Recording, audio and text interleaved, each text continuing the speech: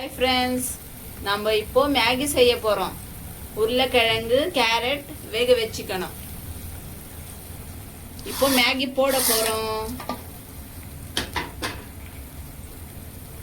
இப்படி செஞ்சால் ரொம்ப டேஸ்டாகவே இருக்கும்.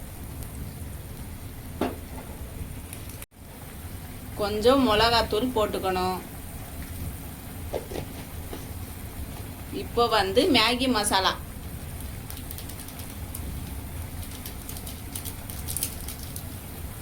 நல்லா கலக்கி விட்டுணும்.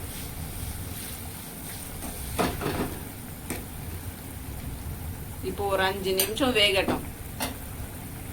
இதோ பாருங்க ஃப்ரெண்ட்ஸ், முட்டை, நாட்டு முட்டை போட்டால் இன்னும் டேஸ்டாகவே இருக்கும். இதை போட்டு செஞ்சு பாருங்க, சூப்பராக இருக்கும்.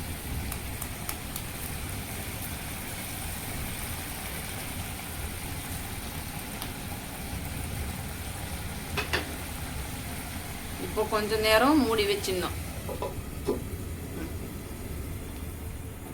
வாங்க ஃப்ரெண்ட்ஸ் பார்க்கலாம். இதோ ரெடி ஆச்சு மேகி. இப்போ ஸ்டவ் ஆஃப் பண்ணிட்டு சுட சுட சாப்பிடலாம். ஃப்ரெண்ட்ஸ் ரெடி ஆயிடுச்சு.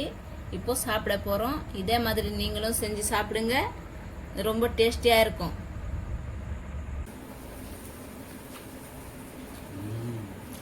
சூப்பர்.